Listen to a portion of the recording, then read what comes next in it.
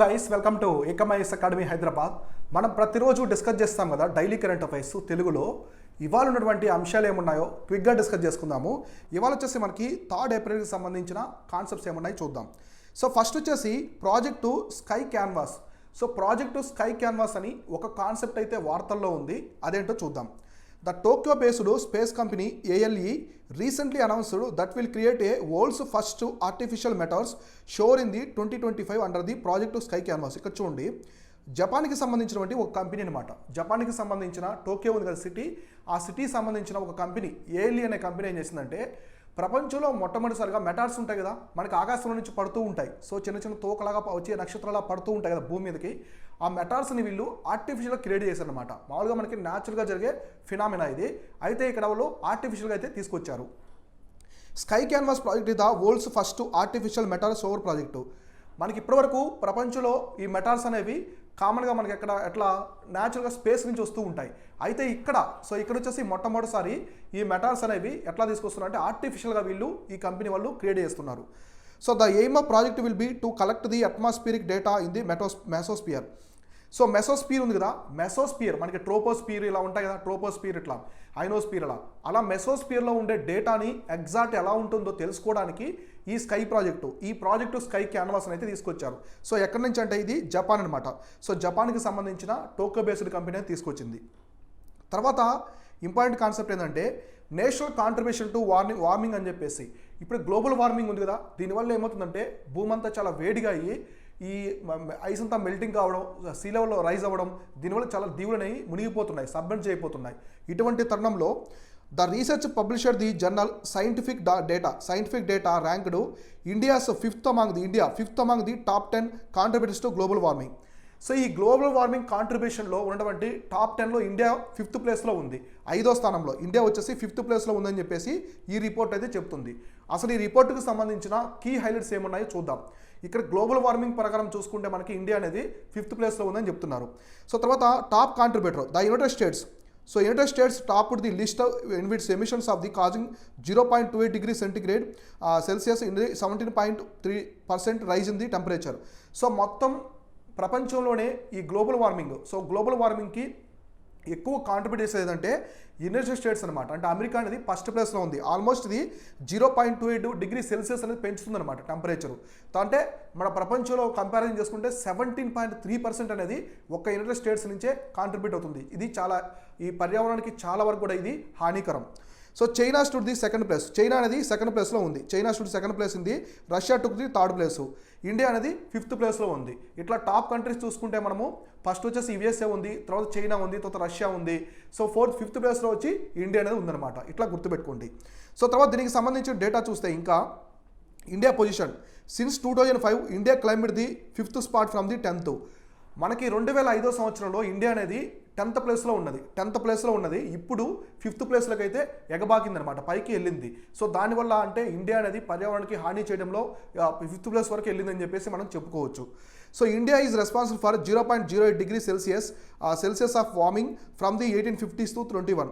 So మనకి 1850 సంవత్సరం నుంచి తీసుకుంటే ఇప్పటి వరకు 2021కు డేటా అనేది వీళ్ళు కలెక్ట్ చేస్తే ఇండియా అనేది 0.08 డిగ్రీ సెల్సియస్ అనేది పెంచిందనమాట టెంపరేచర్. గ్లోబల్ టెంపరేచర్లో ఇంతవరకు పెంచడానికి కాంట్రిబ్యూట్ అయింది, రోల్ ప్లే చేసింది ఇండియా. అంటే దీనివల్ల పర్యావరణానికి హాని అనేది ఎక్కువగా ఉంటుంది. కానీ అమెరికా చూడండి 0.28 డిగ్రీ సెల్సియస్ పెంచిందనమాట. సో అట్లా. సో ఇండియా ఎమిషన్స్ మేజర్గా వచ్చేసి carbon dioxide, methane CH4, nitrous oxide NTO from the 1851 to 2021 have resulted the 0.04 Celsius, 0.03 Celsius, 0.06 Celsius. ఇట్లా ఇండియా నుంచి 3 వాయువులు అనమాట. మొత్తం 3 వాయువులు మేజర్గా ఉన్నాయి. ఒకటి కార్బన్ డైఆక్సైడ్ వచ్చేసి 0.04 డిగ్రీ సెల్సియస్, మీథేన్ CH4 వచ్చేసి 0.03 డిగ్రీ సెల్సియస్. అలానే ఫైనల్గా వచ్చేసి నైట్రస్ ఆక్సైడ్ అనేది 0.006 సెల్సియస్ అనమాట. ఇట్లా ఇంత గ్లోబల్ వార్మింగ్కి ప్రీ ఇండస్ట్రియల్ లెవెల్కి కాంట్రిబ్యూట్ చేసింది ఇండియా అనేది. కాబట్టి వీటంటిని తగ్గించుకోవాలి. ఇండియా ఖచ్చితంగా వీటిని తగ్గిస్తేనే గ్లోబల్ వార్మింగ్లో మనము షేర్ అనేది తక్కువగా ఉంటుంది. అప్పుడు పర్యావరణం కూడా మనం హాని చేయడం అనేది తగ్గుతుంది. ఇట్లా ఈ రిపోర్ట్ అయితే మెన్షన్ చేసింది. టాప్ కంట్రీ అయితే USA ఉంది, సెకండ్ ప్లేస్లో చైనా ఉంది, మనకి థర్డ్ ప్లేస్లో రష్యా ఉంది, ఇండియా అనేది 5th ప్లేస్లో అయితే ఉంది. సో నెక్స్ట్ ఈవెంట్ వచ్చేసి ఇండియాస్ ఫారెక్స్ రిజర్వ్స్. సో మనకి ఫారెన్ రిజర్వ్స్ ఉంటాయి కదా, ఫారెక్స్ రిజర్వ్స్, దానికి సంబంధించి డీటెయిల్స్ చూద్దాం. రీసెంట్ డేటా ఇది. According to the Reserve Bank of India, India's foreign exchange reserves have contributed to increase for the second consecutive week, reaching the US dollars 578.778 billions in this week, ending the March 24th. The indicate rise of the USD 5.978 billion this week.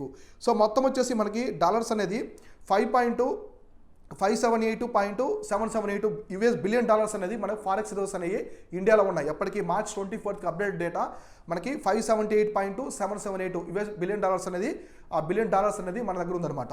So ఈ వీక్లో అయితే మనకి 5.978 billions అనేది పెరిగిందనమాట. Forex reserves అనేది పెరిగింది. తర్వాత gold reserves. So gold reserves నేమ్డ్ది అన్చేంజ్డ్ది 39.59 బిలియన్. సో గోల్డ్ రిజర్వ్స్ అయితే ఎలాంటి చేంజెస్ లేదనమాట. గోల్డ్లో బంగారంలో అయితే ఎలాంటి చేంజెస్ లేదు. 39.59 బిలియన్ డాలర్సే ఉందన్నమాట. ద స్పెషల్ డ్రాయింగ్ రైట్స్ ఉంటాయి కదా, స్పెషల్ డ్రాయింగ్ రైట్స్. సో మనకి మనీ పరంగా వచ్చి ఇవంతా. So special drawing rights with the international monetary fund declined by 6 million to the 1.53 billion. So 6 millions వరకు తగ్గిపోయింది ఏది స్పెషల్ డ్రాయింగ్ రైట్స్. ఐఎంఎఫ్కి సంబంధించిన స్పెషల్ డ్రాయింగ్ రైట్స్లో అయితే ఇది కూడా ఫారెక్స్ రిజర్వ్ కింద వస్తుంది. నేను చెప్తాను వాటి గురించి. తగ్గిపోయింది. Where India's reserve position will IMF dipped by the 47 millions to the మొత్తం ఐఎంఎఫ్లో మనకి ఇప్పుడు వరకు 47 మిలియన్ డాలర్స్ తగ్గిపోయి ఫైనల్గా 5.71 బిలియన్ డాలర్స్ వరకు తగ్గిపోయింది అనమాట ఐఎంఎఫ్కి సంబంధించిన కాంట్రిబ్యూషన్. ఈ విధంగా అయితే స్పెషల్ డ్రాయింగ్ రైట్స్ ఐఎంఎఫ్కి సంబంధించిన ఫారెక్స్ రిజర్వ్స్లో ఇండియా అనేది తగ్గుముఖం అయితే పట్టింది. సో తర్వాత ఇప్పుడు చూడండి, ఇప్పుడు మీకు అర్థమవుతుంది అసలు ఫారెక్స్ రిజర్వ్స్ అంటే ఏమేమి ఉంటాయి. అందులో మనకి ఫారెక్స్ రిజర్వ్స్ అంటే ఏమేమి ఉంటాయి చూద్దాం. So foreign currency assets. So foreign కరెన్సీకి సంబంధించిన అసెట్స్ ఉంటాయి కదా, అవన్నీ కూడా ఫారెక్స్ రిజర్వ్ కింద తీసుకుంటారు. తర్వాత గోల్డ్ రిజర్వ్స్, బంగారం యొక్క నిల్వలు ఉంటాయి కదా, అది కూడా ఫారెక్స్ రిజర్వ్స్ కింద తీసుకుంటారు. స్పెషల్ డ్రాయింగ్ రైట్స్, ఇది ఐఎంఎఫ్కి సంబంధించింది. స్పెషల్ డ్రాయింగ్ రైట్స్ కావచ్చు. తర్వాత రివర్స్ పొజిషన్, ఇది కూడా మనకి ఐఎంఎఫ్కి సంబంధించింది. ఈ రెండు వచ్చేసి ఐఎంఎఫ్కి సంబంధించినవి. వీటంటిని కూడా మనము ఫారెక్స్ రిజర్వ్స్ కింద తీసుకుంటారు. So forex reserves, so forex reserve కింద వీటిని తీసుకుంటారనమాట. ఈ మొత్తం ఈ 4 వచ్చేసి ఫారెక్స్ రిజర్వ్, బంగారు నిల్వలు, ఫారెన్ కరెన్సీ అసెట్స్, ఎస్డిఆర్స్, తర్వాత reverse position of the IMF, ఇవన్నీ కూడా ఫారెక్స్ రిజర్వ్స్ కింద తీసుకుంటారు. ఇందులో మనకి గోల్డ్ రిజర్వ్స్ అనేది ఎలాంటి చేంజెస్ లేదు. ఫారెన్ కరెన్సీ అసెట్స్లో చేంజ్ వచ్చింది, బాగా పెరిగింది. కానీ స్పెషల్ డ్రాయింగ్ రైట్స్ రివర్స్ పొజిషన్లో చాలా వరకు తగ్గిపోయాయి. ఐఎంఎఫ్కి సంబంధించిన ఫారెక్స్ రిజర్వ్స్ అయితే చాలా వరకు తగ్గాయి. ఫారెక్స్ రిజర్వ్స్ జాగ్రత్తగా కాపాడుకోవాలి, అప్పుడు ఎకానమీ అనేది స్ట్రాంగ్గా ఉంటుంది. శ్రీలంక, పాకిస్తాన్ పరిస్థితి చూస్తున్నారు ఎలా ఉందో. సో అటువంటి పరిస్థితులు వస్తాయి. ఫారెక్స్ మనకి విదేశీ నిల్వలు తగ్గిపోతే శ్రీలంక పరిస్థితి అనేది వచ్చేదానికి అవకాశం ఉంది. ఇట్లా నెక్స్ట్ ఈవెంట్ వచ్చేసి అంగన్వాడీ సర్వీసెస్. అంగన్వాడీ సర్వీసెస్ మీకు ఐడియా ఉంది కదా, వాటి గురించి కరెంట్ ఈవెంట్స్లో ఉంది, అదేంటో చూద్దాం. Recently women and child development ministry informed the parliament on the contribution to MG NREGA scheme to building the anganwadi centres. So మామూలుగా న్యూస్లో ఎందుకుందంటే అంగన్వాడీ కేంద్రాస్ ఉంటాయి కదా, అంగన్వాడీ కేంద్రాస్ని ఇక్కడి నుంచి ఎంజీ నరేగా ఉంది కదా, Mahatma Gandhi rural employment guarantee scheme, అందులోనే భాగంగా ఇటు కన్స్ట్రక్షన్ జరగాలి. అంటే ఇప్పుడు అంగన్వాడీ కేంద్రాలకు సంబంధించిన మొత్తం వర్క్ అంతా కూడా ఎంజీ నరేగాలో జరిగే విధంగా చూడండి. అంటే కన్స్ట్రక్షన్ అనమాట, కాంట్రిబ్యూషన్, వాళ్ళ కాంట్రిబ్యూషన్ కూడా ఇందులో ఉండాలి. ఎంజీ నరేగా కాంట్రిబ్యూషన్ కూడా ఈ అంగన్వాడీ సర్వీస్లో ఉండాలని చెప్పేసి ఈ మినిస్ట్రీ అయితే చెప్పింది. ఇది women and child development ministry. So the ministry has informed that the 75% of the new anganwadi centres to be constructed in the current year built converge with the Mahatma Gandhi national rural employment guarantee act scheme. So MG NREGA సంబంధించిన scheme కింద కంప్లీట్గా 75% of the construction, anganwadi కేంద్రాలకు సంబంధించిన construction మొత్తం కూడా MG NREGA మీద జరిగే విధంగా చూడండి అని చెప్పేసి మినిస్ట్రీ కూడా ఇన్ఫార్మ్ చేసింది. సో తర్వాత దీనికి సంబంధించి చూడండి, it also informed that the 12 lakh cost of construction each anganwadi kendras would also split. So మొత్తం 12 లక్షలు ఉంటాయి కదా, వాటిని స్ప్లిట్ చేస్తారు. ఈ 12 లక్షల్లో 8 లక్షలు వచ్చేసి provide with under the MG NREGA. మొత్తం వచ్చేసి 8 లక్షల్లో 12 lakhsలో మొత్తం 12 లక్షల్లో 8 లక్షలు అనేది ఎంజీ నరేగా కింద కాంట్రిబ్యూట్ చేస్తారు. తర్వాత 4 lakhs will be paid by central and state governments, equal amounts అనమాట. ఇప్పుడు మొత్తం 12 లక్షలు ఉన్నారు, దాంట్లో 8 లక్షలు వచ్చేసి ఎంజీ నరేగా ఫండ్స్ కింద ఇస్తారు. 4 lakhs అనేది సెంట్రల్ గవర్నమెంటు, స్టేట్ గవర్నమెంటు రెండు కలిసి స్ప్లిట్ చేసుకొని ఇస్తాయన్నమాట. ఇట్లా ద అంగన్వాడీ కేంద్రాస్ ఆపరేటెడ్ ఉంటుంది, మీకు ఎంత తెలుసుకుని న్యూస్లో ఉంది. ఇప్పుడు ఇది చూద్దాం, ఇది ఇంపార్టెంట్. అసలు అంగన్వాడీ కేంద్రాస్ అంటే ఏంటి, ఐసిడిఎస్ అంటే ఏంటో చూద్దాం. అంగన్వాడీ కేంద్ర centres operate under the integrated child development services, ICDS ఉంది కదా, ఇంటిగ్రేటెడ్ చైల్డ్ డెవలప్మెంట్ సర్వీస్ కింద వర్క్ చేస్తూ ఉంటుంది. Scheme also first contact point in the village nutrition, wealth and early learning. So చిన్నపిల్లలకి న్యూట్రిషన్, పోషక విలువలు పెంచాలి, తర్వాత హెల్త్ బాగుండాలి, వాళ్ళకి ఆరోగ్యం బాగుండాలి, ఎర్లీ ఏజ్లోనే వాళ్ళు చదువుకోవాలి అనే ఉద్దేశమే ఈ అంగన్వాడీ కేంద్రాస్ యొక్క మెయిన్ లక్ష్యం అనమాట. So ICDS is the largest in the world, covering the 88 million children aged the 0 to 6 years in India. మన భారతదేశమే కాకుండా ప్రపంచంలోని ఐసిడిఎస్ అనేది అతి పెద్ద సంస్థ. ప్రపంచంలో ఎందుకు అంత పెద్దదంటే, ప్రపంచంలో లార్జెస్ట్ ఎందుకంటే ఇది మొత్తం 88 మిలియన్ చిన్నపిల్లలు చిల్డ్రన్స్ అనేవాళ్ళు దీని కింద కవర్ అవుతారనమాట. ఇంతమంది ప్రపంచంలో ఏ ఆర్గనైజేషన్లో లేరు ఇంతమంది. అట్లా 88 మిలియన్ చిల్డ్రన్ అనేవాళ్ళు 0 నుంచి 6 ఇయర్స్ మధ్యలో ఉన్న పిల్లలందరూ కూడా ఇందులో కవర్ అవుతారు. So anganwadi centres for the early childhood care education, they also provide basic health facilities in the Indian villages. It is part of the Indian public health care system. So ఇక్కడ నేనేం చెప్పాను, health కావచ్చు, పోషక విలువలు, nutrition కావచ్చు, ఆరోగ్యం అంటే health కావచ్చు, ఎర్లీ లెర్నింగ్ అంటే త్వరగా చదువు నేర్చుకోవడము, ఇవన్నీ కూడా ఈ అంగన్వాడీ కేంద్రాల యొక్క మెయిన్ ఇంపార్టెంట్ ఆబ్జెక్టివ్స్ అనమాట. దీని యొక్క మెయిన్ థీము ఈ అంగన్వాడీ మొత్తం కూడా ఐసిడిఎస్ కింద వర్క్ అవుతుంటుంది under Ministry of the Child and Women and Children Development, child development. So next event చూద్దాము. CERT In may be exempted from the RTI. మనకి సమాచార హక్కు చట్టం ఉంది కదా, ఆర్టీఐ, రైట్ టు ఇన్ఫర్మేషన్. దాని నుంచి సెట్టిన్ మనకి కంప్యూటర్కి సంబంధించిన సెట్టిన్ కదా. So Indian emergency computer response team అని ఉంటుంది, ఎమర్జెన్సీ రెస్పాన్స్ టీమ్ అని. So Indian Computer Emergency Response team అని ఉంటుంది. దాన్ని ఆర్టీఐ నుంచి అయితే ఎగ్జామ్స్ ఇచ్చారన్నమాట, మినహాయింపు ఇచ్చారు. అదేంటో చూద్దాం. So Indian Computer Emergency Response Team CERT In may be soon exempted from the responding queries under the Right to Information Act, government inform the parliament. So పార్లమెంట్లో మన కేంద్ర ప్రభుత్వం ఏమని చెప్పిందంటే, ఈ సెట్టిన్ అనేది అంటే Indian Computer Emergency Response team అనేది ఆర్టీఐ కింద ఇక రాదు, దీని నుంచి ఎలాంటి క్వైరీస్కి ఆన్సర్స్ అనేది చేయబడదు అని చెప్పేసి పార్లమెంట్లో ఇన్ఫార్మ్ చేశారు. ఇక్కడ చూడండి, it is an office with in the union ministry of Electronics and Information technology establish అనేది 2004 under the IT act 2000. So IT act, so information technology act 2000 కింద 2004 సంవత్సరంలో ఈ సెట్టిన్ అనే సంస్థను అయితే ఎస్టాబ్లిష్ చేశారు. ఇది ఏ మినిస్ట్రీ కింద వర్క్ చేస్తూ ఉంటుందంటే ministry of Electronics and information. So ministry of Electronics and information కింద ఇది వర్క్ చేస్తూ ఉంటుంది. ఓకేనా? అసలు దీని యొక్క ఆబ్జెక్టివ్స్ ఏముంటాయి చూద్దాం. సెట్టిన్కి Department of Personnel and Training has reviewed the proposal from the Ministry of Electronics and Information Technology under the CERT In the second schedule of the RTI Act which deals the exemption organisations like the Central Bureau of Investigation, Border Security Force BSF. Already ఈ CBI కావచ్చు, Border Security Force BSF ఉంది కదా, ఇవి రెండు కూడా ఎగ్జామ్షన్లో ఉన్నాయి. వాటికి ఎలాంటి క్వైరీస్ అనేవి ఇవ్వరనమాట, ఆర్టీఐ కింద ఇవ్వరు. ఇప్పుడు ఆర్గనైజేషన్స్ లాగే సిబిఐ BSF లాగే సెట్టిన్కి కూడా ఆర్టీఐ నుంచి ఎగ్జామ్షన్ ఇవ్వాలని చెప్పేసి ఈ మినిస్టర్ ఆఫ్ పర్సనల్కి అయితే ప్రపోజల్ పెట్టారు. మినిస్టర్ ఆఫ్ పర్సనల్ చూసుకుంటూ ఉండే ఆర్టీఐకి సంబంధించి ఎవరు ప్రపోజల్ పెట్టారంటే ఈ Ministry of Electronics Information Technology MeitY వాళ్ళు పెట్టారు. ఫైనల్గా అయితే వాళ్ళు కూడా దాన్ని అప్రూవ్ చేస్తున్నారు. నెక్స్ట్ అసలు ఏంటి సెట్టిన్ అంటే ఏమేం చేస్తుందో చూద్దాం. ఈ కంప్యూటర్ ఎమర్జెన్సీ రెస్పాన్స్ టీమ్ యొక్క ఆబ్జెక్టివ్స్, లక్ష్యాలు ఏమున్నాయి చూద్దాం. First deal with the cyber security threads. ఇండియాలో సంబంధించిన సైబర్ సెక్యూరిటీ థ్రెడ్స్ మొత్తానికి ఇది హెడ్గా ఉంటుంది, అది దాన్ని సాల్వ్ చేస్తూ ఉంటుంది. తర్వాత strengthen the security related defence of the Indian domain. ఇండియాకి సంబంధించిన ఆర్మీ కావచ్చు, నేవీ కావచ్చు, ఎయిర్ ఫోర్స్ కావచ్చు, వీటంటికి సంబంధించిన డిఫెన్స్ పరంగా ఉన్నటువంటి థ్రెడ్స్ ఏమైనా ఉన్నాయా, సెక్యూరిటీ పరంగా, సైబర్ సెక్యూరిటీ పరంగా, ఇవన్నీ కూడా అవి చూస్తూ ఉంటుంది. తర్వాత వచ్చేసి coordinate with the public private organisations in India when cyber incident like the data breaches, ransomware attacks. So data breach అయినప్పుడు కానీ, ఏదైనా డేటాని వాళ్ళు అపహరించినప్పుడు కానీ, తర్వాత ఏదైనా ర్యాన్సమ్వేర్ ప్రాబ్లమ్స్ వచ్చినప్పుడు, వైరస్, మాల్వేరు, పెగాసస్ ఇట్లాంటివి వచ్చినప్పుడు కాపాడుతూ ఉంటుంది.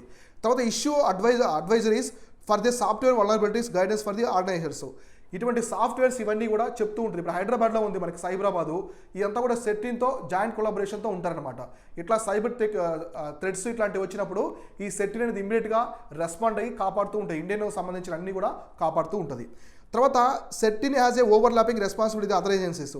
ఈ సెట్టిన్ అనేది మిగతా కొన్ని ఏజెన్సీస్తో పాటు కూడా ఇది ఉంటుంది అనమాట. అంటే ఆ ఏజెన్సీస్తో రెస్పాన్సిబుల్గా ఉంటుంది, ఆ ఏజెన్సీ వైపు బాధ్యతగా పనిచేస్తూ ఉంటుంది అనమాట. అవేంటి అంటే National Critical Information Infrastructure Protection Centre NCIEPC which is under the National Technical Research Organisation NTRO కింద ఉంటుంది. Comes under the Prime Minister office PMO కింద ఉంటుంది అనమాట. సో PMO కింద ఉండే NCCPCని బాధ్యత కూడా ఇదే చూస్తూ ఉంటుంది సెట్టిను. తర్వాత national disaster management authority NDMA ఉంది కదా, ఇది under the minister of home affairs. NDMA అనేది మనకి మినిస్టర్ ఆఫ్ హోమ్ అఫైర్స్ కింద వర్క్ చేస్తూ ఉంటుంది. దీనికి సంబంధించి కూడా సెట్టిన్ అనేది బాధ్యతగా నడుస్తూ ఉంటుంది, దానికి సంబంధించి అన్ని కూడా చూసుకుంటూ ఉంటుంది. ప్రైమ్ మినిస్టర్ ఆఫీస్ సంబంధించిన హ్యాక్ అయినా కూడా, ర్యాన్సమ్వేర్, మాల్వేర్స్ వచ్చినా కూడా మొత్తం ఇదే రెస్పాండ్ అవుతూ ఉంటుంది. సో ఇట్లా. సో నెక్స్ట్ ఈవెంట్ వచ్చేసి Comprehensive Progressive Agreement for the Trans Pacific Partnership. So మనకి టీపీపీ ఉంది కదా, ట్రాన్స్ పసిఫిక్ పార్ట్నర్షిప్ అంటారు. మనకి సార్క్, బిమ్స్టెక్ ఎలా ఉన్నాయో ఇది కూడా ఒక గ్రూప్ అనమాట. ఇది ఇండో పసిఫిక్ రీజియన్లో ఉంటుంది, హిందూ పసిఫిక్ ప్రాంతంలో. దానికి సంబంధించి ఎందుకు న్యూస్లో ఉందో చూద్దాం. So recently Britain has decided to join Comprehensive and Progressive Agreement for the Trans Pacific Partnership.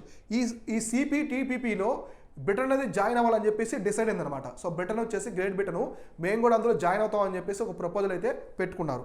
So Comprehensive Progressive Agreement for the Trans Pacific Partnership ఇది 11 nation Indo Pacific free trade bloc. So దీంట్లో India అనేది member country కాదు, గుర్తుపెట్టుకోండి. టీపీపీలో India అనేది member country కాదు. కాకపోతే ఇందులో ఉండే దేశాలు అనేవి ఇండో పసిఫిక్ రీజియన్లో ఉన్న దేశాలు, హిందూ పసిఫిక్ మహాసముద్ర ప్రాంతంలో ఉన్నటువంటి దేశాలు అనమాట. మొత్తం 11 కంట్రీస్ ఉంటాయి ఇందులో. చూడండి ఏంటి అంటే Australia, Brunei, Canada, Chile, Japan, Malaysia, Mexico, New Zealand, Peru, Singapore and Vietnam. So okay, 11 దేశాలని మీరు చెప్పారు సార్. ఇంతకుముందు 12 దేశాలు ఉన్నాయి కదా, ఇప్పుడు 11 ఎందుకు అయ్యాయని చెప్పేసి అందరూ అడుగుతున్నారు. సో దీంట్లో నుంచి ఒక కంట్రీ అయితే పక్కెళ్ళిపోయింది, అది వచ్చేసి యుఎస్ఏ. సో దీంట్లో నుంచి యుఎస్ఏ అనేది కంప్లీట్గా పక్కెళ్ళింది. ఎప్పుడంటే డొనాల్డ్ ట్రంప్ పోటస్గా ఉన్నప్పుడు, అంటే ప్రెసిడెంట్ ఆఫ్ ది యునైటెడ్ స్టేట్గా ఉన్నప్పుడు, అమెరికా అధ్యక్షుడిగా ఉన్నప్పుడు డొనాల్డ్ ట్రంప్ ఈ ట్రాన్స్ పసిఫిక్ పార్ట్నర్షిప్ నుంచి బయటకు వచ్చేసారనమాట. బయటకు వచ్చేసారు. తర్వాత బైడెన్ దీంట్లో జాయిన్ అవ్వాలని చెప్పేసి ఇంట్రెస్ట్ చూపించారు, కానీ దాన్ని అంత గట్టిగా పట్టించుకోలేదు. అందువల్ల వచ్చేసి ఈ టీపీపీలో ఇప్పుడు యుఎస్ అనేది మెంబర్ కంట్రీగా లేదు. ఇప్పుడు 11 మెంబర్స్ నేషన్గా ఉంది, ఎందుకంటే యుఎస్ అనేది పక్కకి వెళ్ళిపోయింది కాబట్టి. సో ఇట్లా ఇది గుర్తుపెట్టుకోండి. ఇప్పుడు బ్రిటన్ జాయిన్ అయితే 11+1 అవుతుంది, 12 అవుతాయి. ఇప్పుడు బ్రిటన్ అనేది అందులో జాయిన్ అయితే. ఇందులో మెంబర్ కంట్రీస్ అయితే చాలా చాలా ఇంపార్టెంట్, ఎగ్జామినేషన్ పరంగా ఎక్కువ అడుగుతుంటారు ఇది. So Australia, Brunei, Canada, Chile, Japan, Malaysia, Mexico, New Zealand, Peru, Singapore, Vietnam. ఇవన్నీ వచ్చేసి ఈ ట్రాన్స్ పసిఫిక్ పార్ట్నర్షిప్లో ఇవి మెంబర్స్ అనమాట. ఇవి గుర్తుపెట్టుకోండి.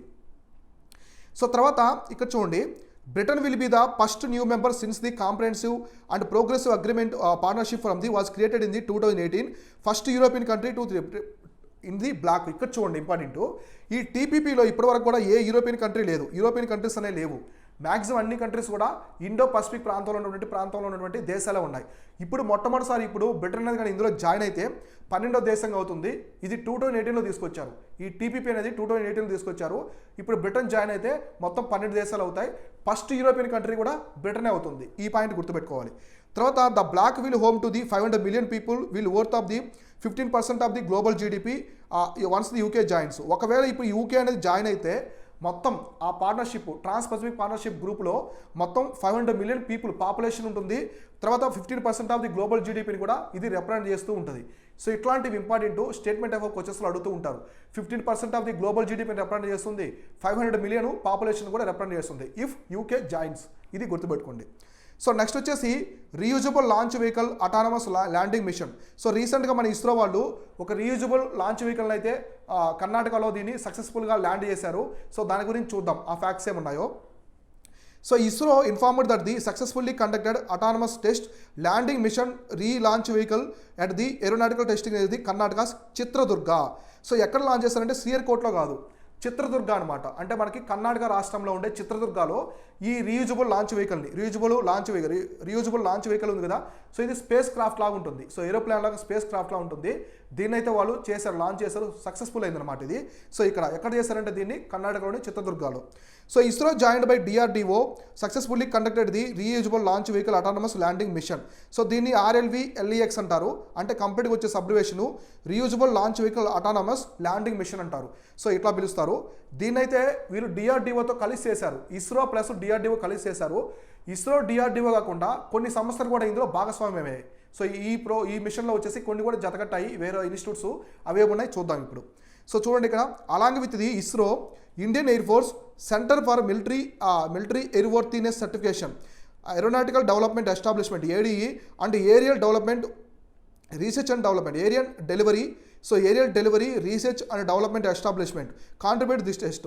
సో ఇక్కడ చూడండి మేజర్గా మనకి ఇక్కడ ఇస్రో, సో ఒకటి ఇస్రో కావచ్చు, ఇంకోటి వచ్చేసి DRDO అనేవి మేజర్ కీ రోల్ ప్లే చేస్తాయి ఈ రెండు.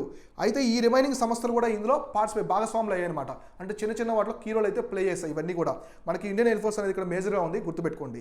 తర్వాత ఇక్కడ మొత్తం 100% ఇండిజినస్గా తీసుకున్నాం. మనం ఏ దేశం యొక్క సపోర్ట్ అనేది తీసుకోకుండా మొత్తం స్వదేశీ పరిజ్ఞానంతోనే చేసాం.